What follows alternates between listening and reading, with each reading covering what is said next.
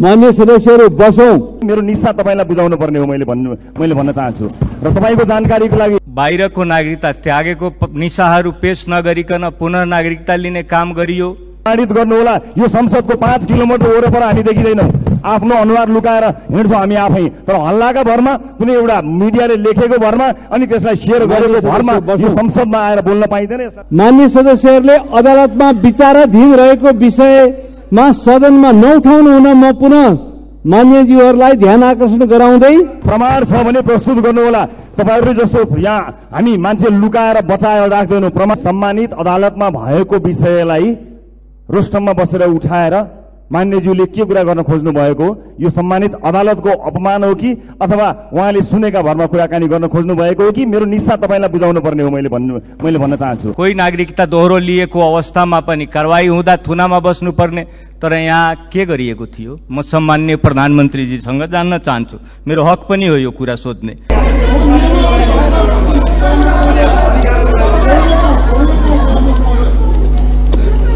सम्मानित अदालतमा मैले आफ्ना सम्पूर्ण डकुमेन्टहरू नमागे पनि अस्तिका दिनमा गएर बुझाएर त्यसलाई दर्ता गरेर उपलब्ध गराएको छु र नेपाल सरकारसँग सम्मानित अदालतसँग र आवश्यक पर्ने सम्पूर्ण डकुमेन्टहरू मैले उपलब्ध गराइसकेको छु। सम्मानित अदालतको विषय संसदमा उठाउन पाइँदैन सभामुख मध्ये म गम्भीर ध्यानाकर्षण भएको जानकारी गराउन चाहन्छु र हल्लाका भरमा लेखिएको न्युजको हेडलाइनको विषयलाई लिएर तपाईले संसदमा कुराकानी उठाउनु भयो भने त्यस्ता कुराहरू यति धेरै हुन्छन् कि यो संसदमा त्यही मात्र कुराकानी गर्ने हुन्छ।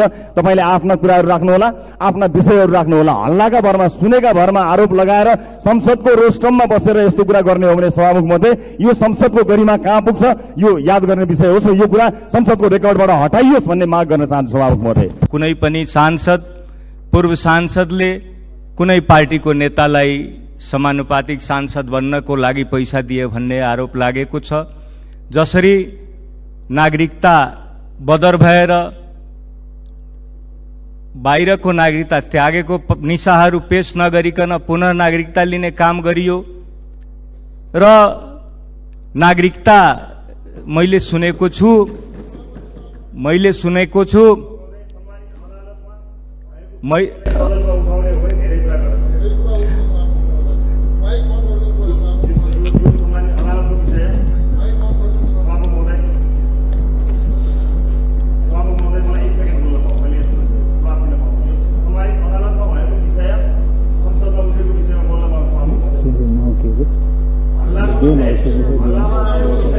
ल मान्य रवि लामी छानेलाई आफ्नो कुरा 1 मिनेट भित्र राख्नु म समय।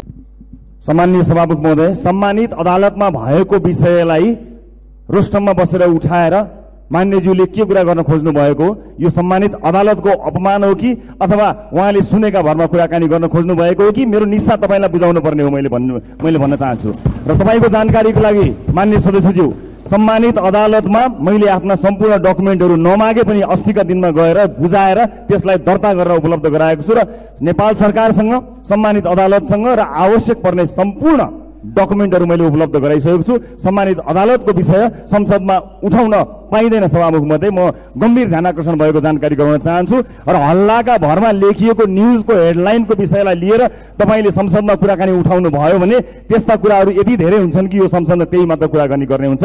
तपाईले आफ्ना कुराहरू राख्नुहोला, आफ्ना विषयहरू राख्नुहोला। हल्लाका भरमा सुनेका भरमा आरोप लगाएर संसदको रोस्टममा बसेर यस्तो कुरा गर्ने हो भने सभामुख मध्ये यो संसदको गरिमा कहाँ पुग्छ यो याद गर्ने विषय हो। यो कुरा संसदको रेकर्डबाट हटाइयोस् भन्ने माग गर्न चाहन्छु सभामुख मध्ये। यो हल्लाको विषय गर्ने ठाउँ होइन। प्रमाण छ भने प्रस्तुत गर्नुहोला। तपाईहरुले जस्तो यहाँ हामी मान्छे लुकाएर बचाएर राख्दैनौं। प्रमाणित गर्नुहोला। यो संसदको 5 किलोमिटर वरपर हामी देखिदैनौं। आफ्नो अनुहार लुकाएर हिँड्छौं हामी आफै, तर हल्लाका भरमा कुनै एउटा मिडियाले लेखेको भरमा अनि त्यसलाई शेयर गरेको भरमा यो संसदमा आएर बोल्न पाइँदैन। मान्य सदस्यहरू, वक्ता मान्य सदस्यज्यूको यो भनाइप्रति ध्यान आकर्षण गराउँदै म वक्ता मान्य सदस्यलाई अगाडि बढ्न अनुमति दिन्छु। सम्मान्य मधेसमा कतिपय नागरिकताको मुद्दाहरू चलिरहेको हुन्छन् र प्रत्येक नागरिकता मुद्दामा मान्छे थुनामा बस्नुपर्ने, कोही नागरिकता दोहोरो लिएको अवस्थामा पनि कारवाही हुँदा थुनामा बस्नुपर्ने, तर यहाँ के गरिएको थियो म सम्माननीय प्रधानमन्त्रीजीसँग जान्न चाहन्छु। मेरो हक पनि हो यो कुरा सोध्ने। र एउटा सामान्य मान्छे को सहयोगीले सुसाइड नोट लेख्यो र त्यो सुसाइड नोटमा दोषी देखियो भने त्यसलाई के हुन्छ? सबै नागरिक नेपालको कानून अनुसार सामान्य व्यवहार सरकारले गर्नुपर्छ। यस्ता अनेकन कुराहरू पुरानै नागरिकता नम्बर दिएको छ, पुरानै मिति जारी गरिएको कुरा पनि आएको छ। यो ठीक हो कि होइन, कानून सम्मत हो कि होइन, मेरो सूचित हुने अधिकार छ। त्यसमा कसैले विरोध गर्दैमा मेरो सूचनाको हक कायमै रहन्छ। र साथै आज र साथै मान्य सदस्यहरू बसौं, उहाँको ध्यान आकर्षण गराउने काम गरिसकेको छ। लागेको कुरा मान्य सदस्यले राखिसक्नु भएको छ। त्यसैले मान्य सदस्यहरू बसौं, कारबाहीलाई अगाडि बढाउन मद्दत गर्नुहोस्।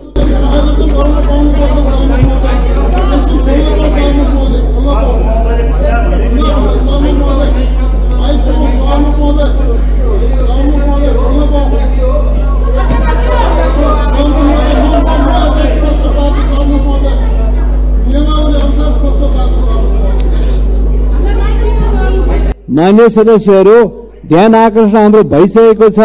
मैले यहाँबाट वक्ता मान्य सदस्यको ध्यान आकर्षण पनि गराइसकेको छु। अब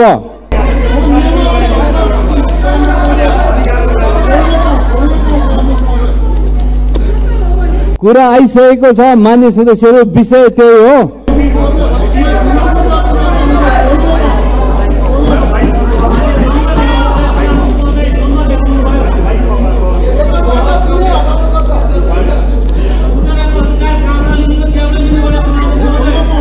मान्य सदस्यहरू,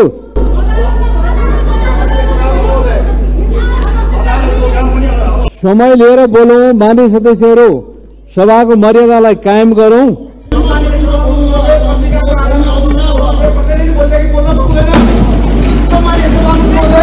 मान्य सदस्यहरू बसौं, आफ्नो आसन लिनुहोस्, त्यस पछाडि कारबाही अगाडि बढ्छ। मैले अघि नै निर्देश गरिसकेको छु मान्य सदस्यहरू।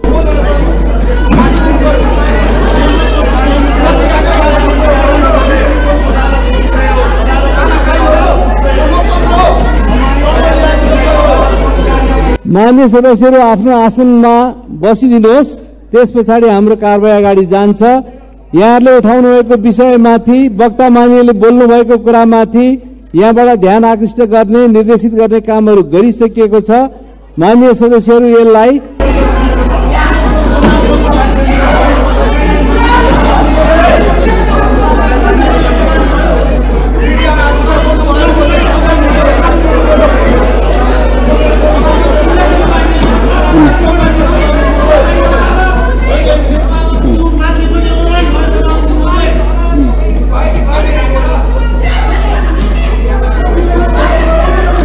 मान्य सदस्यहरू समय लिएर मात्रै बोलिदिनु हुन। म अहिले मान्य सदस्यहरूलाई बस्नको लागि अनुरोध गर्छु। मान्य सदस्यहरूले अदालतमा विचाराधीन रहेको विषयमा सदनमा नउठाउनु हुन म पुनः मान्यज्यूहरूलाई ध्यान आकर्षण गराउँदै आसन ग्रहण गरेर अगाडि जानको लागि म निर्देश गर्दछु। मान्य सदस्यहरू, ल अब कारबाही अगाडि बढ्छ। मान्य सदस्य यसमा ध्यान आकृष्ट गराउँदै आफ्नो कुराहरू राख्न अनुरोध गर्छु। पुनः नउठाउनु हुन ध्यान आकर्षण गराउँछु र आफ्नो विषय अगाडि बढाउनुहोस्। सम्मान्य प्रधानमन्त्रीजी, तपाईले म मुटु कमाउँदैन भन्नुभएको छ। अब म तपाईको मुटु चेक गर्न चाहन्छु। कुन अस्पतालमा चेक गर्ने भन्नुहोस्। कामदैन भनेको तपाईको मुटु काम्यो कि भन्ने मलाई शंका लागेको छ। प्रधानमन्त्रीज्यूका विरुद्धमा पनि फौजदारी कसुरको मुद्दा छ। त्यो मुद्दा कहीँ पनि हलचलै नहुने, अनि चाहिँ सर्वसाधारण नागरिकले चाहिँ प्रहरीलाई आँखा झिम्काका भरमा चाहिँ लगेर कुटी तपाईको जेल हाल्ने। मेरै उदाहरण दिन्छु। म आउँछु बयान दिन, म तयार छु भनिरहेको मान्छेलाई न्युज रुम भित्र बुट बजारेर समातेर मध्यरातमा लिएर जानुभयो। अरूको हकमा किन त्यस्तो हुन सक्दैन? बराबर हुनुपर्छ। यो मेरो केसमा पनि तपाईको सुर्खेतमा बोलेकै भरमा मलाई आक्रमण गरेर तपाईको जेल हाल्ने। त्यसो भने कानुन सबका लागि बराबर भनेर किन लेखेको? कानुन हाम्रा लागि अलग्गै हो, हामी यसो प्रधानमन्त्री सभामन्त्री भएका नेताहरूलाई अलग्गै हो, जनताका लागि अलग्गै हो भनेर लेखौँ न संविधानमा। अनि नेताहरूको संरक्षणमा जानुपर्ने अवस्था सिर्जना भएको छ। कुनै पनि व्यापारी व्यवसायीलाई कुनै अमुक दलको नेताले संरक्षण गर्ने होइन, देशको नीतिले संरक्षण गर्ने हो। एकजना सांसदले पनि प्रतिनिधि सभाको सांसद भएपछि हस्पिटल र स्कुल खोल्न पाउँदैन भन्ने नीति यहीँबाट पारित गरौँ। तर हामी शान्त विद्रोह गरेर रगतको एउटा थोपो पनि नचुवाइकन, एउटा रेलिङ पनि नभाजिकन, एउटा ढुङ्गा पनि नहाजिकन ब्यालेटबाट यो देश परिवर्तनका लागि आएका हौँ। र आज सडकमा कसले ढुङ्गा हान्छ? डिग्री पढेकै विद्यार्थीले ढुङ्गा हान्छ, कोही गाउँको किसानले त ढुङ्गा हाने देखेको छैन मैले। तपाईँहरूले यो 30 वर्ष के गर्नुभयो, कसो गर्नुभयो भन्ने कुरा बुझ्नका लागि एकपटक कान्ति बाल अस्पताल जानु होला, सरकारी कुनै अस्पताल जानु होला, गरिब विपन्न मान्छेहरू पढेका विद्यालयहरू जानु होला, विभिन्न तपाईँले चुनेको, जानेको, ठानेको यहाँ जान्छु भनेर तपाईँले चुज गरेको ठाउँमा गएर हेर्नु होला। हिजो 40 वर्ष अगाडि नेपालको एक अमेरिकन $1 बराबर 6 रुपियाँ 25 पैसा थियो हाम्रो मूल्यमा, हाम्रो करेन्सीको रेट। आज 132 रुपियाँ छ। यो पनि प्रगति नै हो। 3 पार्टी मात्र बसेर शङ्काको स्थिति सृजना भयो भनेको कुरा स्याल पनि करायो, कुखुरो पनि हरायो। त्यो सदनमा होइन, रेस्लिङ क्लबमा जानुहोस् तपाईँहरू। संसदमा तपाईँको यत्रो बजेट खर्च गरेर बकमपसे गफ सुन्नका लागि जनताले तपाईँ हामीलाई निर्वाचित गराएका होइनन् भने। हाम्रो आर्थिक क्रियाकलापमा सबैभन्दा बढी असर गरेको नाकाबन्दी भन्न सरकारले छुटाएछ कि डराएछ त्यो म अहिले भन्न सक्दिनँ, तर देख्न सकिएन। नाकाबन्दी बिर्सिने विषय होइन। को सरकार छ त्यही पार्टीको कार्यकर्तालाई करोडौँको अनुदान दिने, त्यो किसान पनि हुँदैन। अस्ति एक दिन चेक गर्न गएको 11वटा गोबी लाएर रहेछ, 70 लाख रुपियाँ लगेछ। ल हेर्नुहोस् त, त्यस्तो किसिमको प्रवृत्तिले आज मुलुक धराशयी भएको छ। हामी शान्त छौँ तर मुर्दा चाहिँ होइनौँ। सुन्छ बयान लिने काम सकिन्छ, त्यसपछि ढ्याक्कै प्रकट हुनुहुन्छ, कोही संसदमा प्रकट हुनुहुन्छ, कोही मिडियामा तामा तुलसी छोएर कसम खाएर प्रकट हुनुहुन्छ। नाम लिएका सर्वसाधारणको हकमा पनि यही नियम लागू हुन्छ? यो चल्दैन। त्यो अनुभव र ज्ञान अब यो मुलुकको निम्ति प्रयोग गर्न पर्दैन। सरकारले दिने मेरो सहयोग त्यसमा चाहिँ नि हस्पिटल बनाउनेमा प्रयोग होस्। सभामुख मार्फत म प्रधानमन्त्री, हामीले मानेका व्यक्ति यिनै हुन्। यिनका भाषण सुन्नुपर्ने, यिनका कुरा सुन्नुपर्ने, यिनले लेखेका किताब पढ्नुपर्ने। तर कमन पिपलहरूलाई यति पनि नगर्ने भनेपछि हामी कति पछि औला? न्यायालयको भ्रष्टाचारमा बोल्न सातो जान्छ मान्छेको, नेपाली सेनामा भएको भ्रष्टाचारको विषयमा बोल्न सातो जान्छ। र मैले अहिले यति बोलेका कारणले यसको कुन मूल्य चुकाउनु पर्ने छ मलाई थाहा छैन। खेती नै गरेर, उद्योग नै गरेर मुद्दा हाल्ने काम चलिरहेको छ। न हामी डक्टर राख्न सक्छौँ, न हामी इन्जिनियर राख्न सक्छौँ, न युवा युवतीहरू राख्न सक्छौँ, न भएको विश्वविद्यालयलाई अनुसन्धानमूलक बनाउन सक्छौँ, न स्कुलहरू खोलेका छौँ, न तिनीहरूलाई आधुनिक समय अनुसार गराउन सक्छौँ। यसमा हाई प्रोफाइल भन्ने हुँदैन, फाइलको कुरा हुन्छ। प्रोफाइलले काम गर्दैन। मान्य सदस्य श्री रवि लामिछाने, समय 25 मिनट। त्यसपछि मान्य सदस्य ज्ञानेन्द्र बहादुर शाही।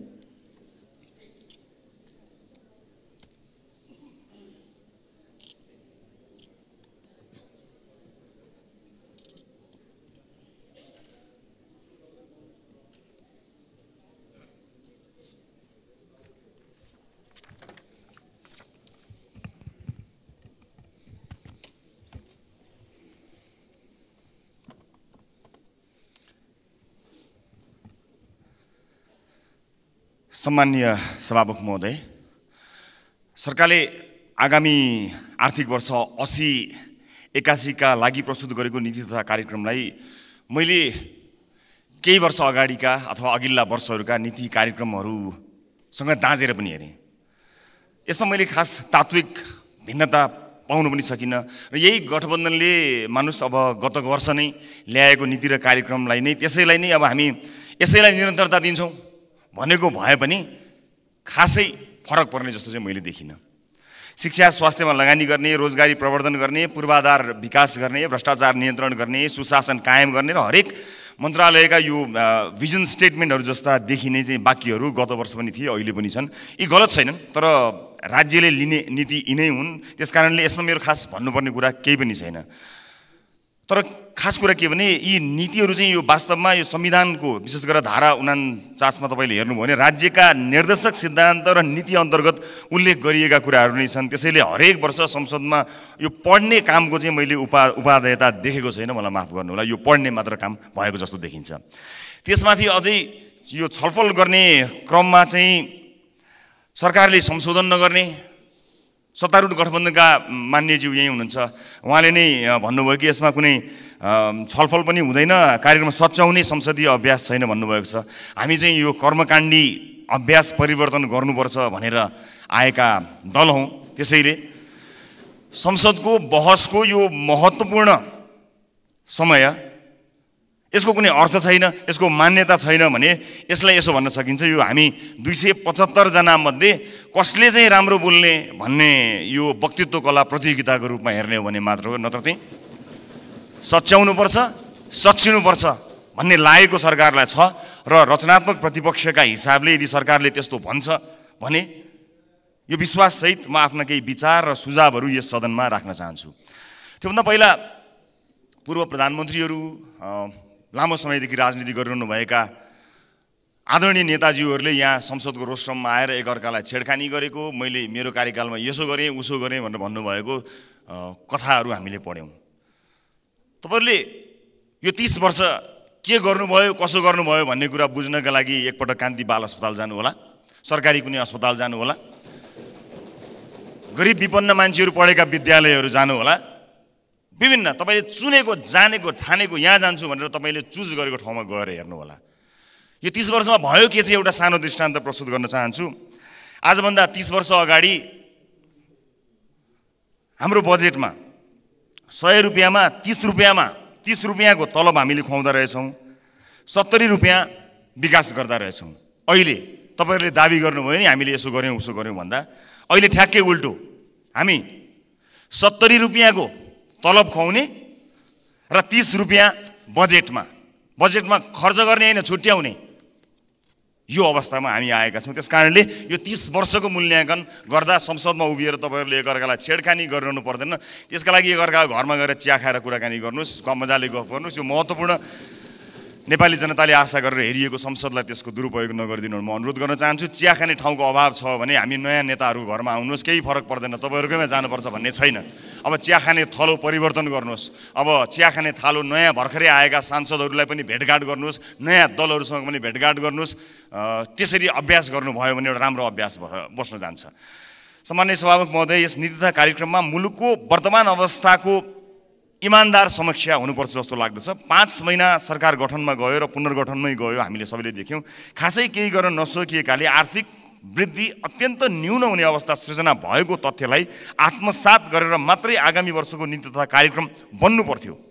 समीक्षाकै कुरा गर्दा सरकारले संविधान कार्यान्वयनपछि पहिलो 7 वर्षमा भूकम्प, कोभिड-19, डेङ्गु आदिले अर्थतन्त्रमा चुनौती सृजना गरेको भन्दै हाम्रो आर्थिक क्रियाकलापमा सबैभन्दा असर गरेको कुरा यिनै कुराहरू भनिदियो।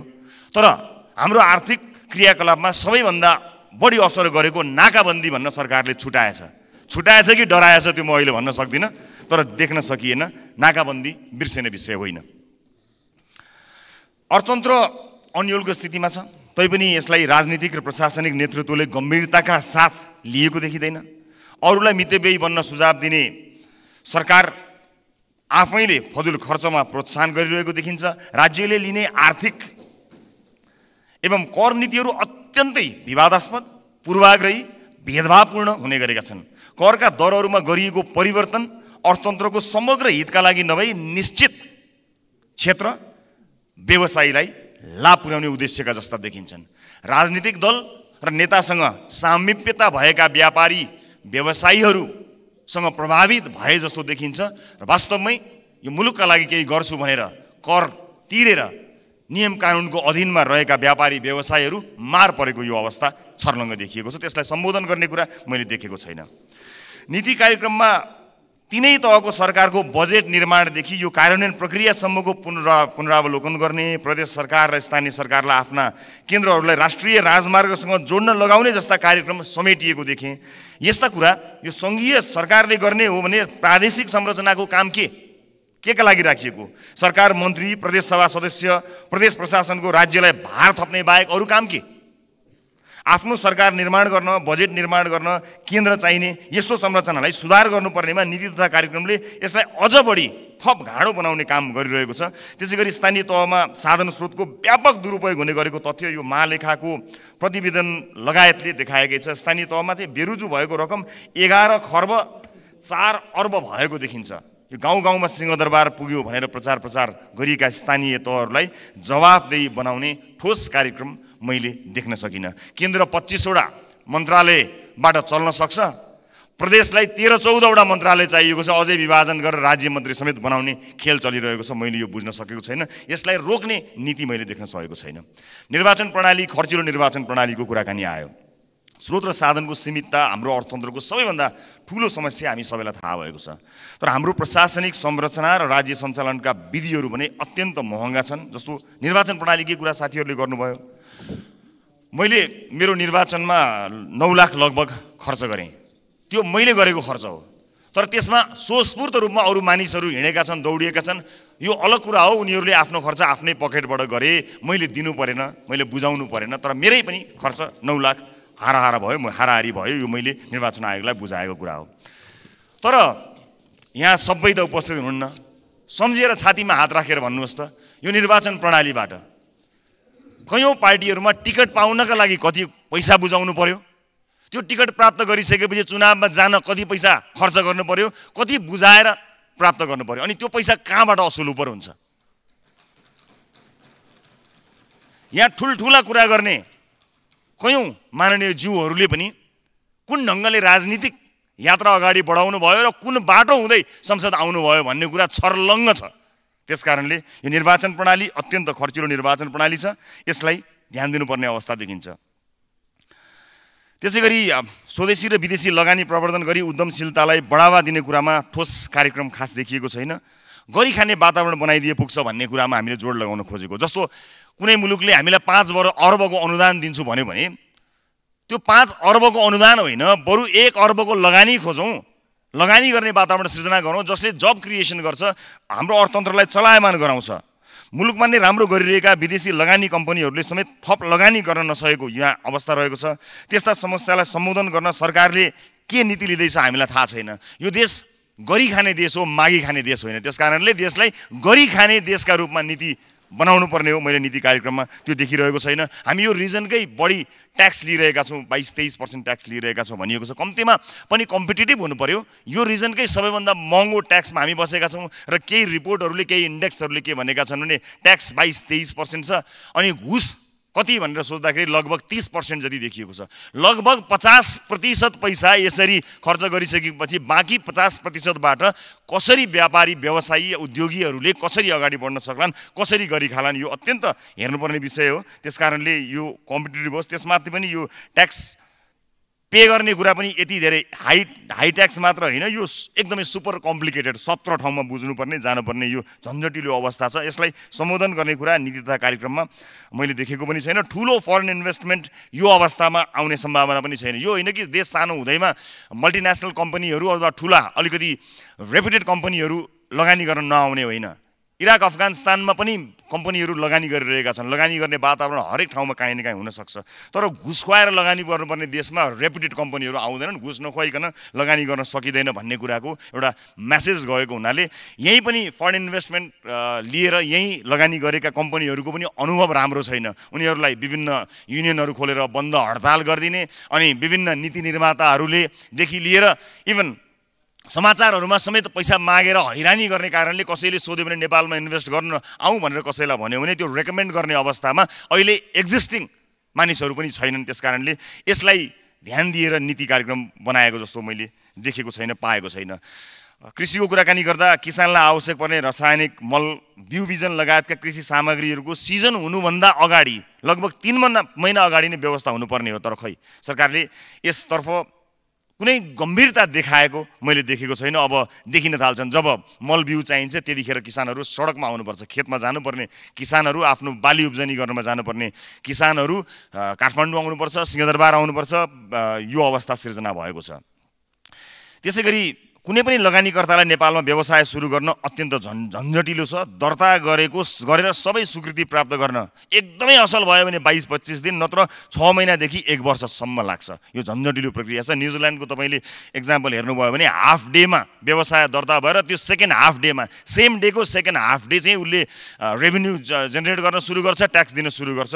त्यस्तो किसिमको व्यवस्था छ। यसमा मैले त्यस्तो कुरा देख्न सकिनँ। यस्तो आर्थिक स्थितिमा सरकारले कमसेकम पनि 70-72 घन्टामा नै व्यवसाय दर्ता गरेर त्यस पछाडिको घण्टामा आफ्नो व्यवसाय सुरु गर्न सक्ने वातावरण बनाउन सक्नुपर्ने थियो, त्यो गर्न सकिएको छैन। निजी क्षेत्रको मनोबल अत्यन्त खस्किएको छ। तसर्थ सबै सरकारवालाहरूबाट अविलम्ब सकारात्मक पहल भएन भने यसले अर्थतन्त्र, राजस्व लगानी, रोजगारीमा ठुलो नकारात्मक प्रभाव पार्नेछ र सोको प्रभाव देखा पर्न समेत थालिसकेको छ। नीतिगत अस्थिरता अर्को एउटा चुनौतीको रूपमा देखिएको छ। अघिल्लो सरकारले लिएको नीति पछिल्लो सरकारले परिवर्तन गरिदिने। विद्युतीय गाडीकै कुराकानी गरौँ, करका दरहरू 2 वर्षमा 3 पटकसम्म हेरफेर हुनु एउटा उदाहरण मात्र हो। राज्यले लिने नीतिमा स्थायित्व भएन भने उद्यमी व्यवसायीहरूको मनोबल खस्कन्छ, यो कुरामा ध्यान दिएको देखिँदैन। अर्को 1800 किलोमिटर चाहिँ खुला सिमाना भएको मुलुकमा उच्च दरमा राजस्व लाग्ने वस्तुको आयातमा प्रतिबन्ध लगाइएको छ। तर प्रतिबन्ध लागेका ती सामान बजारमा छाप्ती पाइएको छ, हामीले यसै पनि देख्न सक्छौँ। यसबाट एकातिर राज्यले पाउनुपर्ने राजस्व गुमाइरहेको छ भने अर्कातिर अनधिकृत कारोबारीको मनोबल बढिरहेको छ। कानुन सम्बद्ध व्यवसाय गर्ने व्यवसायीहरूलाई चाहिँ त्यस्तो किसिमको वातावरण सिर्जना गरिएको छैन र पैसा कमाउनु, व्यापार व्यवसाय गर्नु र उन्नति गर्नु भनेको लगभग व्यापारीहरूलाई चोर डाकाको संज्ञा दिइएको छ। त्यो एउटा अपमानित वातावरण सिर्जना भएको छ। जसले चोरी गरेको छ, ठगी गरेको छ, राज्यले आफ्ना नीतिहरू मार्फत, कानुनहरू मार्फत उसलाई कानुनी दायरामा ल्याओस्, नत्र व्यापारी व्यवसायीले आफ्नो व्यापार व्यवसाय 2 गुणा, 4 गुणा, 10 गुणा बढाउन सक्ने वातावरण सिर्जना होस्। जसले गलत गरेको छ ऊ कारबाहीको दायरामा आओस्, तर जसले काम गरिरहेको छ उसले आफ्नो व्यवसाय बढाओस्। त्यसका लागि देखिँदैन यो अनुगमन गर्न जाने अनि दुःख दिने। त्यो अनुगमन भनेको अनुगमन होइन, दसैँ तिहारतिर चाहिँ खर्च लिन जाने, यस्तो किसिमको हैरानीले गर्दाखेरि व्यवसायीहरूलाई मार परेको अवस्थालाई यसलाई चिर्नको निमित्त सरकारले ध्यान दिएको छैन। आज कुनै पनि व्यवसायीले दसैँ तिहारमा कर्मचारी या अनुगमनकर्ताहरूलाई कम्तीमा पनि 1 बोतल रक्सी नबुझाइकन सुख पाउँदैनन्। यो अवस्था सिर्जना भएको छ। यो लाजमर्दो अवस्था हो। अनि नेताहरूको संरक्षणमा जानुपर्ने अवस्था सिर्जना भएको छ। कुनै पनि व्यापारी व्यवसायीलाई कुनै अमुक दलको नेताले संरक्षण गर्ने होइन, देशको नीतिले संरक्षण गर्ने हो। उसका घर कोठामा चाहेर जाने होइन, राज्यको नीतिले उसलाई संरक्षण गर्नुपर्ने हो। तर आज दुर्भाग्य व्यापारी व्यवसायी उद्योगपतिहरू आफ्नो फ्याक्ट्रीमा भन्दा नेताको कोठाचोटामा जानुपर्ने बाध्यता अवस्थामा सिर्जना भएको छ। यो अन्त्य गर्ने किसिमको मैले यसमा देखेको छैन। त्यसै गरी अलिकति म यहाँ वैदेशिक व्यापार र अनि सम्भावनाको कुरा केही थप्न चाहन्छु। यो उच्च लागत, पर्याप्त पुँजी र प्रविधि लगानीको अभावमा हाम्रा उत्पादनहरूको प्रतिस्पर्धा गर्ने क्षमता कमजोर भएको छ, जसले गर्दा निर्यात गरेर लाभ लिन सकिने अवस्था पनि छैन। तर कतिपय वस्तुमा मुलुकलाई आत्मनिर्भर बनाउन सकिने ठाउँहरू प्रशस्त छन्। स्वदेशी उत्पादन गर्न सकिने कृषि वस्तुको आयात प्रतिस्थापन मात्र गर्न सके पनि वार्षिक 1 खर्बभन्दा बढी आयात रोक्न सकिन्छ। यसबाट ठुलो सङ्ख्यामा रोजगारी समेत सृजना हुन सक्छ। विशेष गरेर मेरो निर्वाचन क्षेत्र चितवनमा मेडिकल पर्यटन, शैक्षिक पर्यटनको ठुलो सम्भावना छ। यसमा सरकारको नीति तथा कार्यक्रमले कहीँ कतै छोएको मैले देखेको छैन। यसबाट शिक्षाका लागि विदेशी नै समस्या हल हुन्छ। त्यही शिक्षामा विदेशमा जाने पैसा रोकिन्छ। यो विदेशी मुद्राको बहिर्गमन हामीले रोक्न सक्छौँ। अहिले छिमेकी मुलुकका अस्पतालहरूमा अझ विशेष गरेर क्यान्सरका बिरामीहरूको अवस्था हेर्नुभयो भने त्यहाँ लाइन लागेको देखिन्छ, त्यहाँ समय नै पाउनुहुन्न। त्यहाँ जानुभयो भने नेपाली बिरामीहरूको चाप त्यहाँ सबभन्दा बढी देखिन्छ।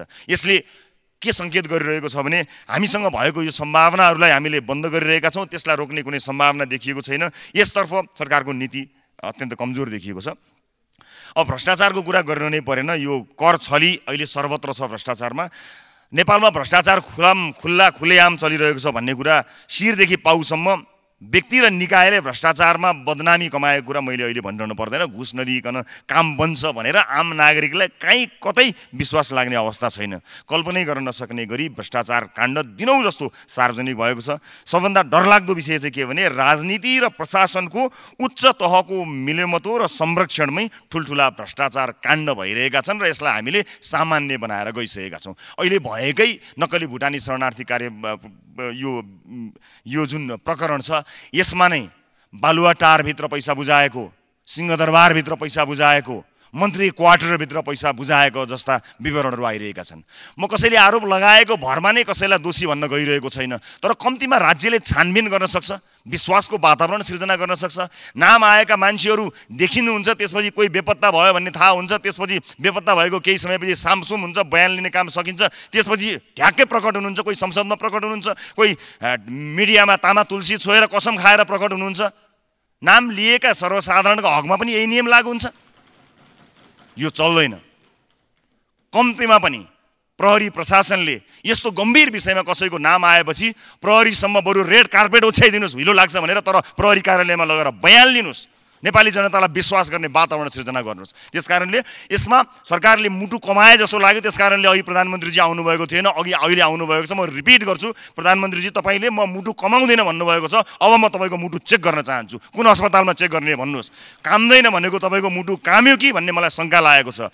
जस्ता जस्ता मान्छेहरूको नाम क्रमशः आउँदैछ, एकपटक बयानका लागि पनि नबोलाउनु भनेको अविश्वासको वातावरण सिर्जना भएको छ। राष्ट्रिय अन्तर्राष्ट्रिय क्षेत्रमा बेइज्जत भएको यो विषयलाई सामसुम थामथुम नगर्नु होला। तीन पार्टी बसेर तपाईँहरूले खासखुस गर्नुभयो भनेर हामीले भनिरहेका थियौँ नि, त्यसको गन्ध ठासठुस आयो, संसदसम्म आयो, देशभरि त्यसको गन्ध गयो। त्यस कारणले यो गन्ध रोक्नुहोस्, सोध्नुपर्छ, सोधपुछ गर्नुपर्छ। मेरै उदाहरण दिन्छु, म आउँछु बयान दिन, म तयार छु भनिरहेको मान्छेलाई न्युज रुमभित्र बुट बजारेर समातेर मध्यरातमा लिएर जानुभयो। अरूको हकमा किन त्यस्तो हुन सक्दैन? बराबर हुनुपर्छ।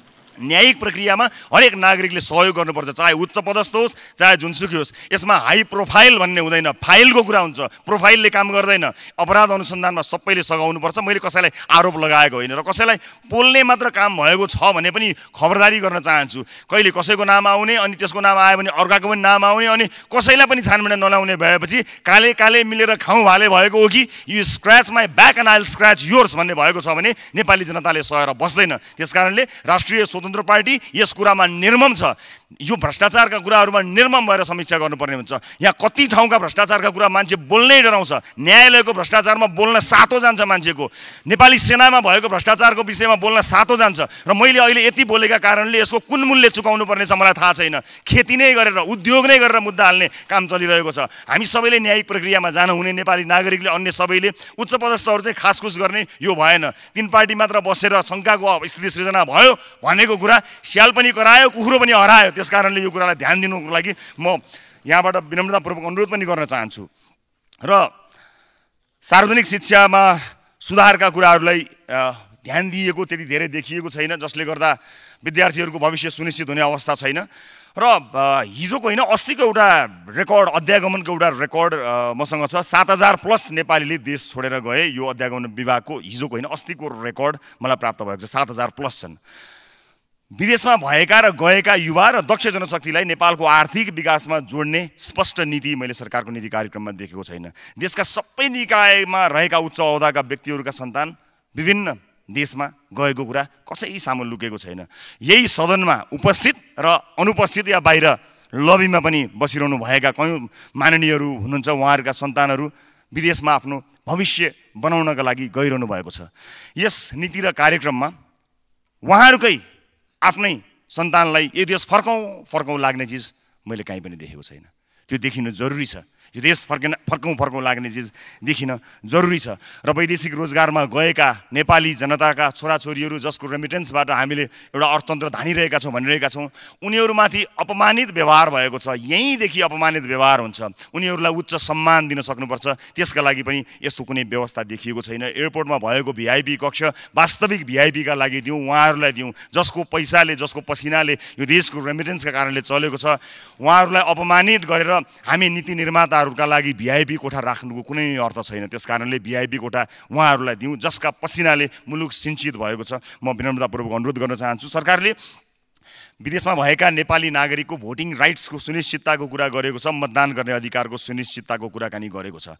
यदि सरकारले यो लेखेको मात्र होइन, गर्न चाहेको हो भने यसै संसदबाट, यसै सदनबाट पास गरौँ, ल्याउनुहोस्, यही सदनबाट पास गरौँ र भोटिङ राइट्स सुनिश्चित गरौँ। जसको नोट चल्छ उसको भोट पनि चल्नुपर्छ। त्यस कारणले यदि सरकार प्रतिबद्ध हो भने त्यसका लागि म सरकारलाई गम्भीर हुन पनि अनुरोध गर्न चाहन्छु। विशेष गरेर यो अशक्त नागरिकहरूप्रति पनि मैले अलिकति उदासीनता देखेँ नीति कार्यक्रममा। फाइदा हुने नदेखेर हो कि क्या हो, शारीरिक रूपमा अशक्त नागरिकप्रति राज्य अत्यन्त उदासीन जस्तो देखिएको छ। अपाङ्गता भएका नागरिकले राज्यको अनिवार्य कर्तव्यभित्र पर्ने शिक्षा, स्वास्थ्य जस्ता सेवामा पहुँच पाउन सकेका छैनन्। न त पहुँच दिने कार्यक्रमहरू नै राज्यले ल्याउन सकेको छ। दृष्टिविहीनका लागि अध्ययन गर्ने सामग्री, शारीरिक रूपले अपाङ्गता भएका व्यक्तिहरूका लागि हिँड्ने बाटो जस्ता कुराहरूमा कर्तव्यमा राज्य चुकेको देखिन्छ। म एउटा दृष्टान्त यहाँहरूलाई बताउँछु। कयौँ दृष्टिविहीन साथीहरू जब राति विभिन्न ठाउँमा काम गरेर फर्किनुहुन्छ, रातको अँध्यारोमा हिलो बाटोमा उहाँहरूलाई सडकमा भएका कुकुरहरूले टोक्छन् र घाइते खुट्टा जिउ लिएर उहाँहरू आफ्नो गन्तव्य पुग्नुहुन्छ। सरकारले यसतर्फ गम्भीरतापूर्वक ध्यान दियोस्। यस्तो हुनु हुँदैन। यो संसार, यो समाज, यो देश हामी सबैका लागि हो, उहाँहरू सबैका लागि हो, अझ हामीलाई भन्दा पनि बढी अझ शारीरिक रूपमा अपाङ्गता भएका व्यक्तिहरूका लागि चाहिन्छ। नीति र कार्यक्रमले त्यस्ता कुराहरूलाई ध्यान दिएको मैले पाएको छैन। समग्रमा नीति कार्यक्रममा भएका केही राम्रा पक्षहरूबारे पनि मैले जानकारी गराएँ नै। वर्तमान आर्थिक अवस्थाको इमान्दार समीक्षा नभएको कुरामा मैले अलिकति जोड दिन खोजेको छु र कार्यक्रम कार्यान्वयन होलान् भन्ने विश्वास दिने पर्याप्त योजनाहरू छैन।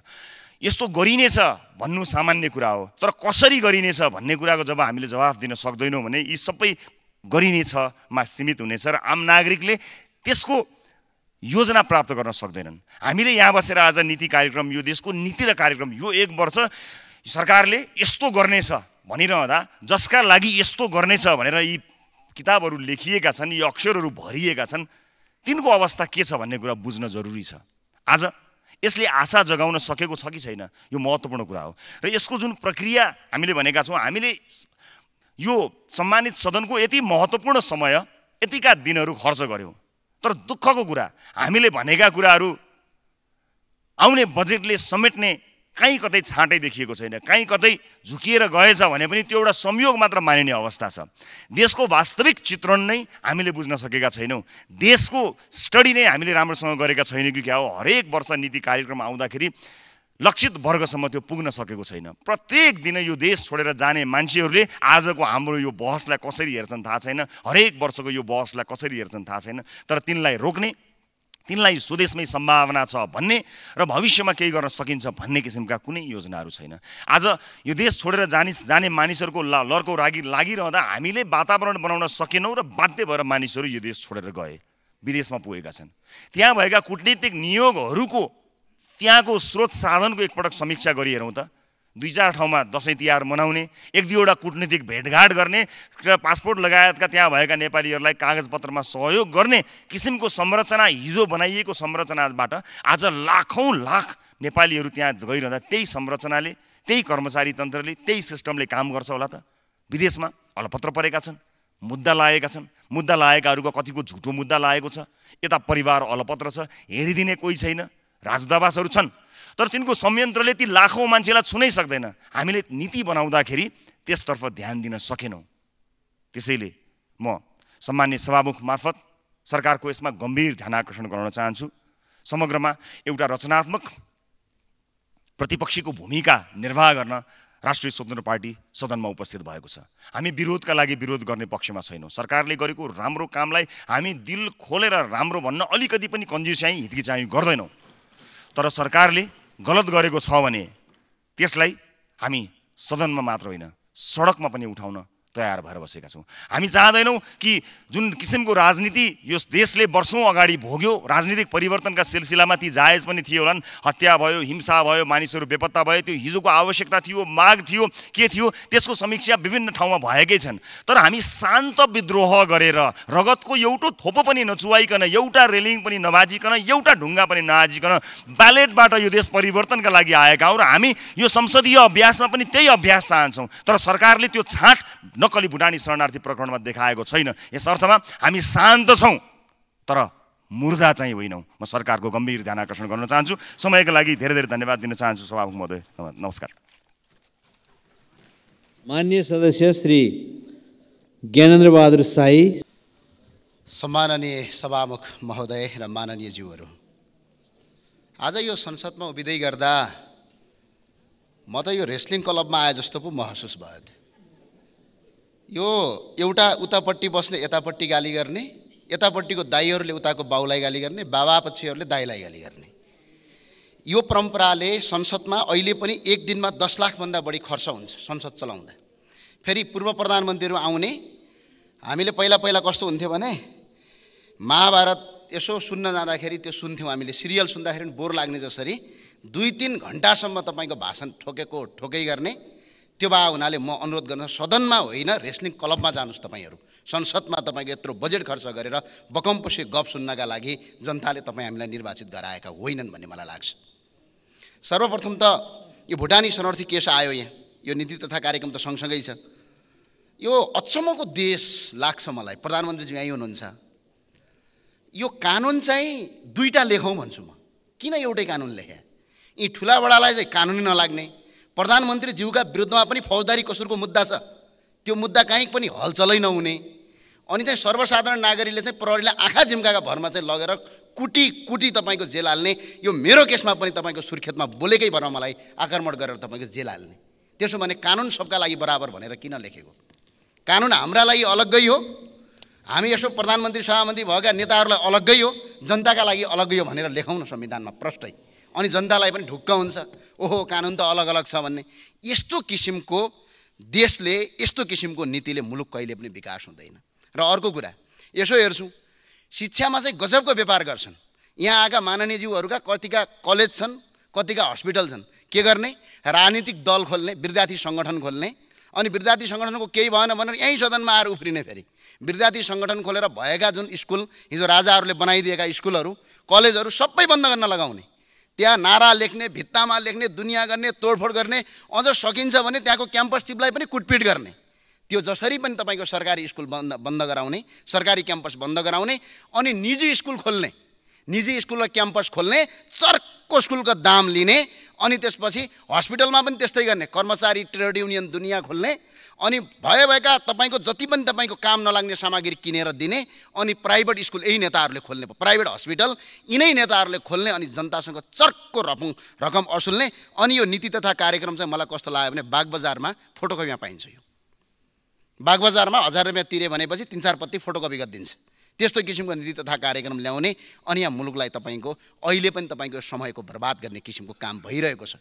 यदि साँच्चै तपाईँको मुलुकलाई अगाडि बढाउने हो, यदि साँच्चै देशलाई अगाडि बनाउने भने एकजना सांसदले पनि प्रतिनिधि सभाको सांसद भएपछि हस्पिटल र स्कुल खोल्न पाउँदैन भन्ने नीति यहीँबाट पारित गरौँ। त्यसपछि मात्र नेपालमा शिक्षा र स्वास्थ्यमा क्रान्ति गर्न सकिन्छ, होइन भने मुलुक अगाडि बढ्न सक्दैन। मलाई त्यो लाग्छ। अनि मलाई अचम्म लाग्छ, यो नाम चाहिँ पत्रिकामा भगा आइराखेको छ। हेर्नुहोस् है, पत्रिकामा फटाफट आइराखेको छ, अनि 3 दल बसेर खुसु खुसु खुसु खुसु खुसु गर्नुहुन्छ यसो बालुवाटारतिर लुकी, अनि त्यो गरिसके पछाडि चाहिँ मुद्दा कमजोर हुँदै जान्छ। आज नेपाल प्रहरीका आइजिपीका विरुद्धमा पनि तपाईँको पत्र पत्रिकामा आएको छ, एउटा कर्मचारीलाई निलम्बन गरेर छानबिन गर्ने कि नगर्ने। त्यति मात्र होइन, अन्य नेताहरूको आइराखेको छ, तिनीहरूलाई चाहिँ के गर्ने? उम्काइदिने। त्यसो भने कानुन दुईटा लेख्नु सकिने भनिसकेँ मैले, एउटा कानुनले काम गर्दैन। किनभने यस्तो किसिमको कानुनी प्रवृत्तिले आज मुलुक अगाडि बढ्न सक्दैन। सम्माननीय सभामुख महोदय, यहाँ यसरी भन्ने गरिएको छ हाम्रो देश, एत देश प्रसुतानम सोमकास दग्र जन्मनः, एत देश प्रसुतानम सोमकास दग्र जन्मनः सोम सोम चरित्र सिपछेरन पृथ्व्या सर्वमानव भन्छ। यो हाम्रो पृथ्वी अर्थात् यो नेपाल भन्ने धरतीमा जन्मेका मान्छेले संसारभरि ज्ञानको ज्योति दिन्छन् भन्ने देश हो। भगवान गौतम बुद्धको देश हो यो, माता सीताको जन्मभूमि हो। त्यति मात्र नभएर यो 33 कोटी देवताको वासस्थान हो, शिवको आराधना केन्द्र हो। त्यति मात्रै नभएर यो तपाईँको भिरकुटीको देश हो, यो अरनीको देश हो, गुरु वेदव्यासको जन्मभूमि हो, वाल्मीकिको आश्रम भएको देश। आज संसारको उत्कृष्ट देश रोजी र रोटीका लागि, एक गाँस खानाका लागि र एक सरो कपडा लाउनका लागि दैनिक एक वर्षमा 6,30,000 भन्दा बढी युवाहरू झन्डै विदेशी जानुपर्छ र अर्का विदेशीका अगाडि भिख माग्नुपर्छ। यो भिख माग्ने व्यवस्था र भिख माग्ने नीति बनाउने कोही गाउँको कर्मचारी या गाउँको किसान, कोही मजदुर होइन, यही सदनभित्र बसेका तपाईँ हामी नै हो, यसको दोषी हो हामी। त्यो भएको कारणले गर्दा वीर गोर्खालीका देशलाई अहिले कायरका देश भनेर हामी चिन्न बाध्य पारिएका छन्। यसलाई हामीले परिमार्जन गर्नुपर्छ भन्ने मलाई लाग्छ। शिक्षा चाहिँ गजबको नीति तथा कार्यक्रम पढेँ, यसमा चाहिँ यो शिक्षाको बारेमा कहीँ कतै छैन। यो सुगा रटाई शिक्षा भन्छ, जति पढ्यो त्यति बेरोजगार हुने। आज सडकमा कसले ढुङ्गा हान्छ? डिग्री पढेकै विद्यार्थीले ढुङ्गा हान्छ, कोही गाउँको किसानले त ढुङ्गा हाने देखेको छैन मैले।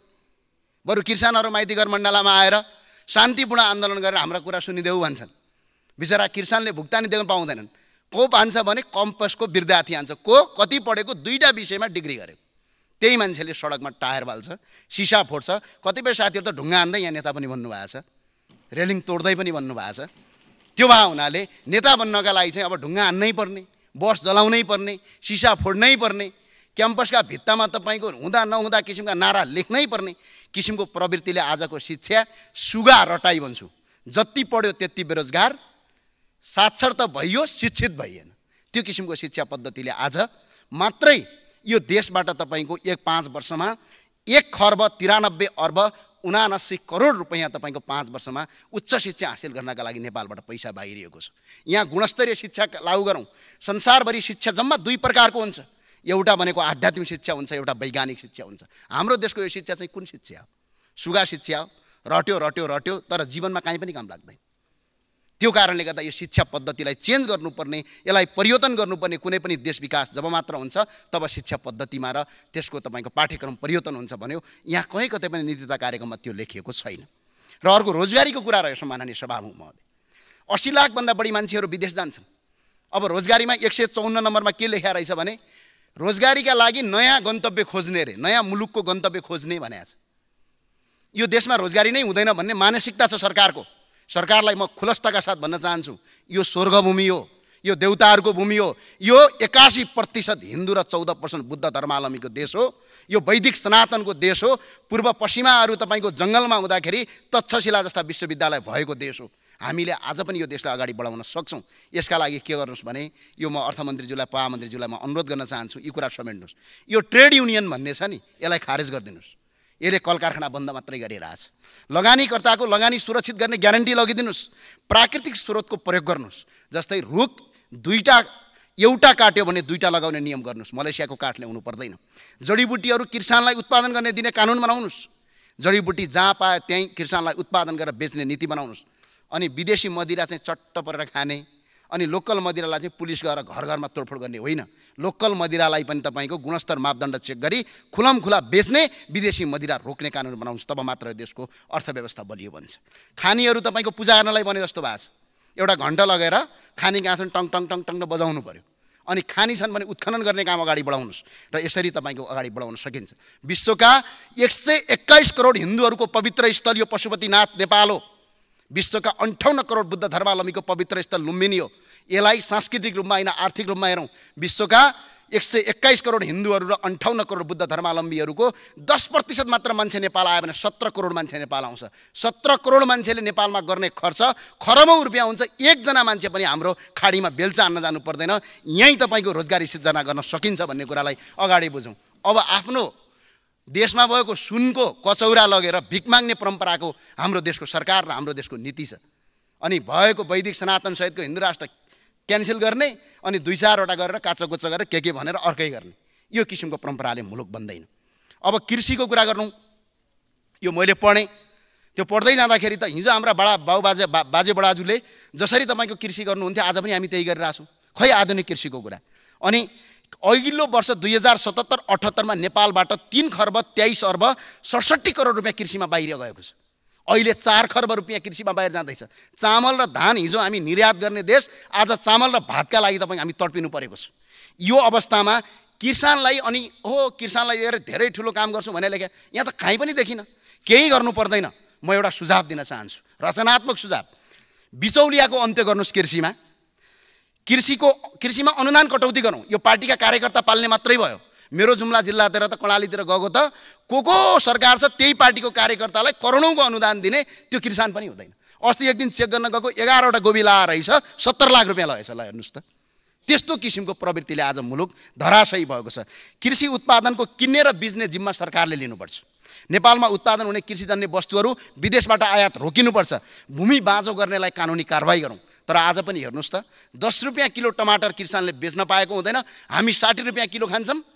हामीले सस्तो पनि किन्न पाउँदैनौँ, किसानले त्यो मूल्य पनि पाउँदैन। अनि बिचौलियाले करोडौँ लाखौँ रुपियाँ तपाईँको हजारौँ प्रतिशत तपाईँको महँगो गर्छ। त्यो भएर बिचौलियाको अन्त्य गर्नका लागि सरकारले किन्ने र बेच्ने जिम्मा, किसानलाई किसान मात्रै बनाउन, किसानलाई किन व्यापारी बनाएको? किसानले त उत्पादन गर्ने हो। आज त किसान पनि हुनु पर्यो, व्यापारी पनि हुनु पर्यो। त्यो भएर यो देश धराशय भएको 4 खर्ब रुपियाँ विदेश जानबाट रोकिन्छ भने प्रधानमन्त्रीज्यू यो काम चाहिँ अगाडि नीति तथा कार्यक्रममा राख्नुभयो भने तपाईँ हामी सबैको भलो हुन्छ र यो देशको भलो हुन्छ भन्ने कुरा मलाई लाग्छ। अब खेलाडीको कुरा गरौँ। गजबको देश यो देश र यो संसारमा यदि राष्ट्र नेपाललाई यदि कसैले चिनाउँछ भने हामी हामी जस्ता राजनीतिज्ञले चिनाउँदैनौँ। हामीहरूको त इमेज छ त, फटासटा के भनेर दुनियाँले लेखिराखेका छन्। हाम्रो इमेज त छैन। यदि यो देशको इमेज यदि कसैले बचाउँछ भने त्यो खेलाडीले बचाउँछ। खेलाडी बलियो भयो भने देश बलियो हुने हो।